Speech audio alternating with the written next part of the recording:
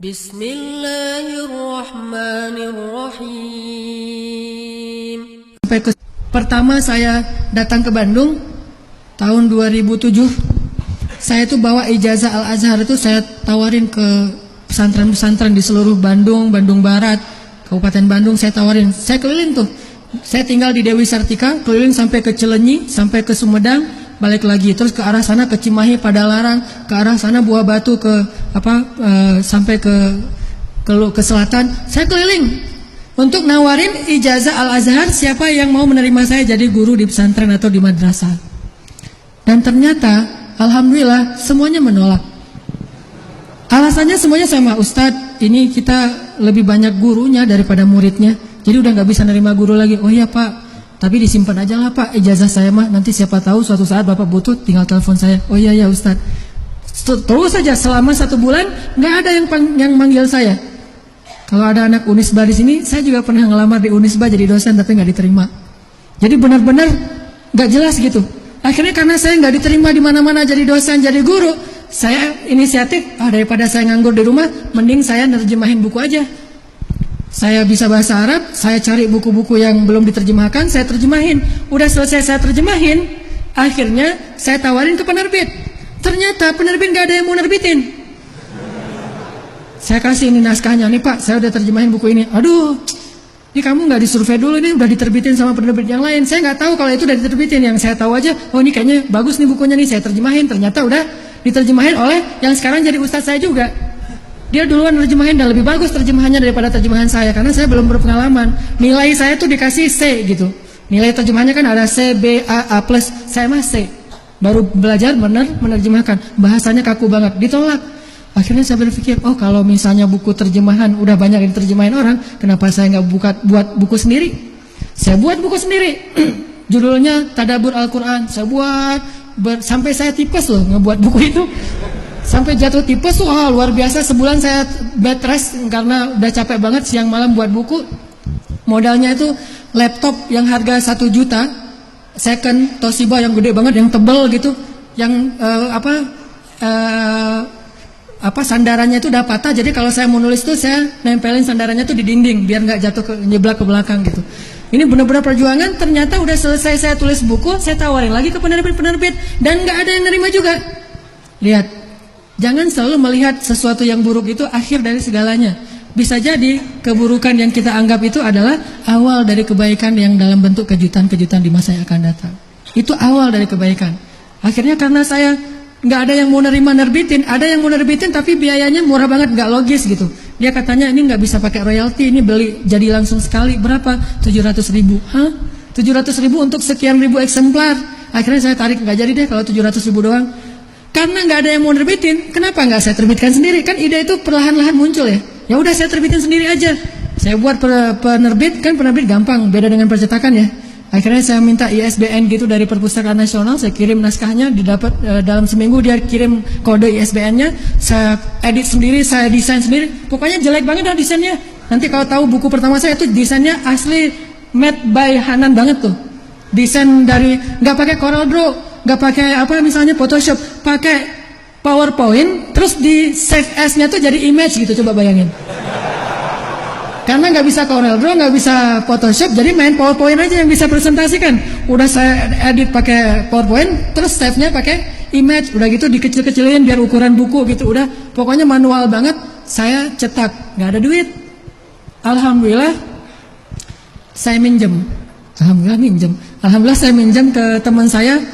Saya minta waktu 3 bulan untuk membayarnya dan dia mau dengan bagi hasil. Akhirnya saya cetak 3.000 langsung tuh. Setelah cetak 3.000, saya bingung nih mau dijual kemana nih. Akhirnya saya kasih ke teman-teman anak-anak Al-Azhar yang udah pulang ke Indonesia di Kalimantan, di Sumatera, di Jawa. Saya kirimin masing-masing 100 dan rata-rata nggak balik. Bukan mereka bohong, enggak. Mereka juga ngasih ke temennya juga nggak balik. Akhirnya ditelusur gitu nggak dapat. Udah lupain aja. Dari 3.000 yang nggak balik sekitar 700. Tapi kan jangan berputus asa. Akhirnya daripada saya kasih ke orang, saya jual sendiri aja. Gimana? Saya itu pas ada pameran buku di Braga, dulu tuh kan suka ada pameran buku Islam di Braga tuh. saya pinjam standnya Percikan Iman, saya minta sedikit space gitu di depan standnya Percikan Iman, nanti bagi hasil, saya yang penulis, saya yang editor, saya yang pokoknya segala macam, termasuk kulinya, termasuk SPG-nya, semuanya saya deh pokoknya. Jadi saya bawa pakai motor gitu ke Braga, orang nggak tahu kalau itu penulisnya, pakai kotak Marlboro gitu, saya angkat masuk ke dalam, wah jadi kuli gitu, taruh terus disusun-susun, saya jagain di situ. Ini penulisnya siapa? Saya Bu, gitu. Tapi ngomong kayak gitu sambil keringat-keringat gitu ya, karena udah ngangkat-ngangkat. Alhamdulillah ternyata dalam satu pameran tuh terjual 300, 400. Dari situ jadi semangat buat event talim jual. Alhamdulillah perlahan-lahan jadi pede. Oh ternyata lebih enak gini deh. Untung ya dulu saya nggak diterima jadi guru. Untung ya dulu saya nggak diterima di penerbit. Kalau dilihat dari sisi materinya, ternyata kesulitan itu benar-benar kata Allah akan membawa kita kepada banyak kejutan-kejutan kalau kita roja, terus berharap, sabar, dan gak mengeluh. Akhirnya dari penerbit buku naik lagi pulsa. Saya dulu sebelum pulsa banyak di Alfamart, saya punya 60 cabang pulsa di Bandung. Wah, saya bisnis pulsa di mana-mana ada. Wah, itu punya saya tuh punya saya. Jadi seneng gitu kalau jalan-jalan gitu yang ngeliat ini cabang saya. Ternyata 60 cabang itu setelah sekian bulan jalan, alhamdulillah udah semangat. Allah uji lagi tuh, jatuh. Banyak yang gak bayar. Kan saya modalin semuanya, nih jualin aja, ntar bayarnya belakangan. Jualin, saya beli, terus saya jualin lagi. Banyak yang gak balik. Akhirnya setengah dari cabang-cabang itu gak bayar ke saya. Tapi karena niat saya kan mempekerjakan orang untuk membuka pintu rezeki, maka saya komitmen gak akan pernah menutup pintu rezeki orang. Yang saya sudah buka, maka gak akan pernah saya tutup. Walaupun saya rugi, saya tetap bayar gaji ke pegawai saya. Alhamdulillah, dari situ Allah ngasih kejutan lewat bisnis yang lain. Saya mulai masuk ke jual beli mobil second. Beli mobil yang agak-agak udah rusak, dibenerin, jual lagi, beli mobil, jual.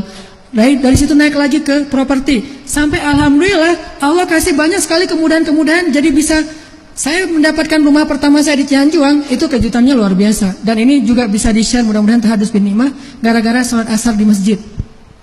Jadi saya sama istri saya lagi nyari rumah.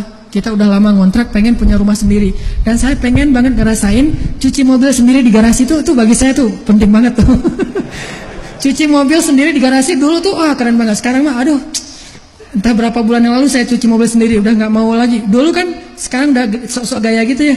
Dulu mah pengen banget ngerasain gimana nyemprotin air ke mobil, terus dicuci, dielus-elus sendiri. Nah pengen punya rumah yang ada carport deh kalau gak ada garasinya. Ukuran tipe 36. Waktu itu tahun 2009, tipe 36 sekitar 200 juta. Cari sama istri saya, boncengan, naik ke Cianjuang. Pas sampai di daerah Cianjuang, azan asar, kita sholat dulu yuk, yaudah yuk, sholat di masjid, asar berjamaah. Habis sholat, namanya udah sering talim kan ya, ketemu jamaah pengajian, dan saya nggak tahu kalau rumah dia dekat situ. Ustadz kemana? Enggak, lagi jalan-jalan kemana Ustadz? Lagi nyari-nyari rumah. Bapak punya teman gak yang jual rumah-rumah yang murah gitu, yang tipe 36? Ustadz kebetulan banget, luar biasa nih, Allah yang mempertemukan kita. Saya tuh punya rumah Ustadz, ada kolam renangnya 300 meter persegi, ada 8 kamar.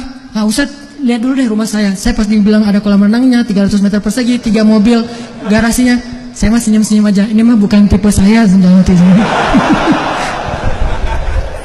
Karena tipe saya di bawah itu. Jadi pas iya Pak, makasih, kita mau cari yang kecil-kecilnya. Udah Ustadz lihat dulu aja. Saya kan nggak pede banget, nggak nolak. Udah akhirnya saya cari tempat lain. Udah selesai nyari-nyari nggak dapet. Malamnya dia telepon, Ustadz, saya tunggu banget Ustadz besok datang ngeliat dulu rumah saya. Nanti soal Ustadz mau apa enggak, pokoknya lihat dulu aja.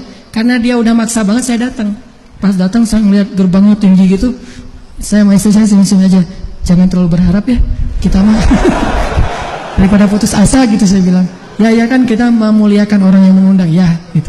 Datang itu jujur loh ya, nggak berharap sama sekali. Benar-benar nggak nyangka gitu. Udah masuk melihat kamarnya, saya ngeliat wah luasnya luar biasa. Ada kolam renang walaupun nggak terlalu gede, tapi bisa berenang lah gitu. Berendam apa lagi?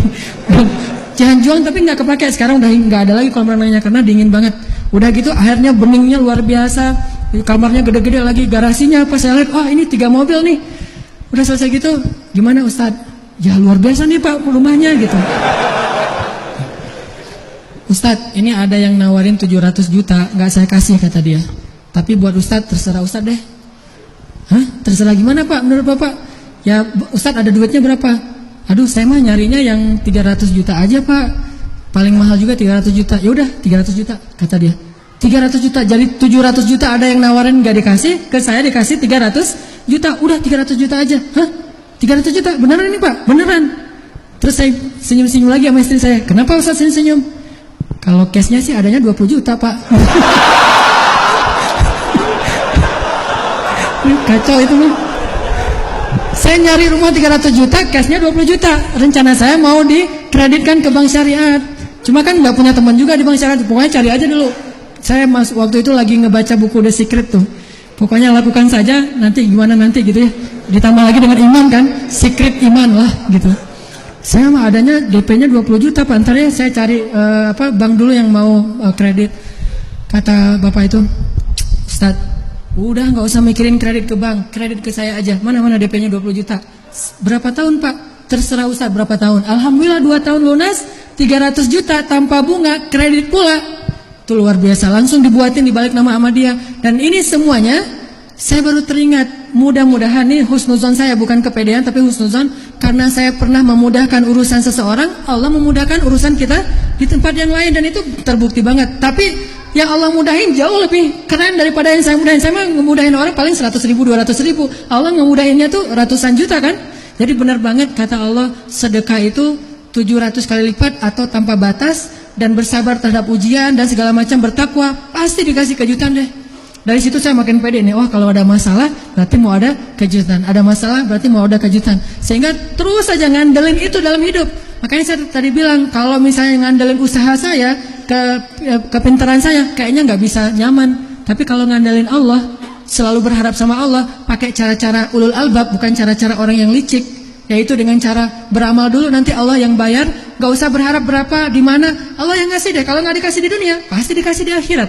Bukankah di akhirat kita lebih butuh itu daripada di dunia? Tapi kita berharap juga sih dikasih dikit di dunia gitu ya. Karena dari 100 kebaikan, kalau dikasih 1 aja di dunia, itu udah cukup buat kita. 99-nya disimpan aja deh buat di akhirat, karena di akhirat perjalanannya lebih panjang. Subhanallah walhamdulillah wala ilaha illallah wallahu akbar. Subhanallah